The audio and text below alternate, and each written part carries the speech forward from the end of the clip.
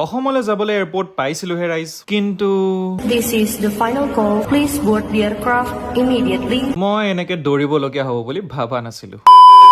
নমস্কাৰ সকলোকে, মই হলো অসমৰ ল'ৰা কি staying in Bangalore and welcome back to my mini blog. আজি অসমলৈ গৈ আছো ৰাইজ, একেবাৰে 6 মাহৰ পিছত। সেইকাৰণে এক্সাইটমেণ্ট লেভেলটো একদম নেক্সট লেভেল হৈ আছে। এই ফিলিংটো যোনে যোনে ঘৰৰ পৰা বাহিৰত থাকে তেওঁলোকেহে বুজি পাব আৰু। এতিয়া এয়াৰপৰ্ট পাই পেলাই কিবা কিবি কাম কৰিব লাগে যে সেইবোৰ কৰিলো, যেনেকে বেগ থোৱা, বৰ্ডিং পাছ প্ৰিপেয়াৰ কৰা, চিকিউৰিটি চেক কৰা, সেইবোৰ কৰি পেলাই মই আগবাঢ়ি গলো। কিন্তু আপোনালোকে ভাবিব পাৰে কি মই ইমান জল্দি পাই পেলাও মোৰ দেৰি কেনেকে হ'ল, ৰ'ব কৈ আছো। এয়াৰপৰ্টত 2 ঘণ্টা আগত পাইও এনেই অনয় বনাই আছিলো। এবাৰ এখন ৰেষ্টুৰেণ্ট গৈছো, এবাৰ সিখনত গৈছো, মানে একো কৰিবলৈ নাই যে ৰাইজ, সেইকাৰণে আৰু এনেই ঘূৰি ফুৰিছো আৰু। কিন্তু মেইন খৰগৰাটো তেতিয়াহে লাগিছে যেতিয়া এয়াৰলাইন্সৰ মানুহে ফোন কৰি কৈছে কি আপোনাৰ প্লেনখন যাবলৈ ধৰিছে, য'তেই আছে ফটাফট আহি যাওক আৰু। চকুৰ আগত হাহাকাৰ দেখি গৈছো ৰাইজ, আজিলৈকে মোৰ এনেকুৱা এক্সপিৰিয়েঞ্চ কেতিয়াও পোৱা নাই। এয়াৰলাইন্সৰ বাছখনত উঠিহে অলপ সকাহ পাইছো আৰু।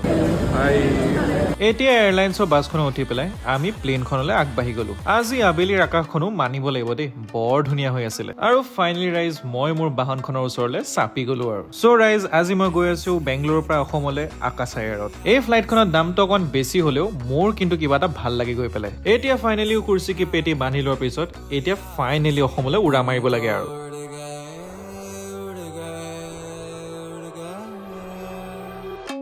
দিয়ক আৰু এতিয়া উৰি গলো আৰু নিজৰ ঠাইখনলৈ। ফ্লাইটখন উৰা মাৰা অলপ পিছতে আমাৰ এয়াৰ হোষ্টেছ বাইদেউ উপস্থিত হ'ল। সেইকাৰণে ময়ো তেওঁৰ হাতৰ কফি এটা লৈয়ে ললো আৰু। দামটো অলপমান বেছি হলেও খাই পেলাই কিন্তু ভাল লাগিল দেই। কফি খাই পেলাই মানুহে সাৰহে পায়, কিন্তু মই আকৌ অকমান উল্টা, খাই পেলাই টোপনি অলপহে মাৰিছো। আৰু টোপনি মাৰি মাৰি ফাইনেলি গুৱাহাটী পাই গলো আৰু। দিয়ক লাখ আপুনি বাহিৰত থাকক, কিন্তু নিজৰ জেগাটোত আহি পেলাই অলপ শান্তি লাগে। খালি এটা কথাই ভাল নালাগিল, সেইটো হৈছে হিউমিডিটিটো। বাহিৰত ঠাণ্ডাত থাকি আহা যে, সেইকাৰণে মোৰ অলপ বেছিহে গৰম উঠি যায় অসমত আহি পেলাই। একো নাই বাৰু, সেইটো বাৰু লাহে লাহে এডজাষ্ট হৈ যাব। ওলাই দেখোতে দেখিলো জুবিন দাৰ ফটোখন গোটেই এয়াৰপৰ্টত সজাই থৈ দিছে। এইটো দেখি পেলাই কিন্তু মোৰ বৰ ভাল লাগিলে দেই। এতিয়া যিহেতু ঘৰ আহি পালোহি, চ' বঢ়িয়া বঢ়িয়া ভ্লগছ কিন্তু আহি থাকিব, সেইকাৰণে ফ'ল' কৰিবলৈ নাপাহৰিব কিন্তু দেই। দিয়ক পিছে আজিলৈ আহিছো, চ' লগ পাম নেক্সট ভিডিঅ'ত, তেতিয়ালৈকে বাই বাই।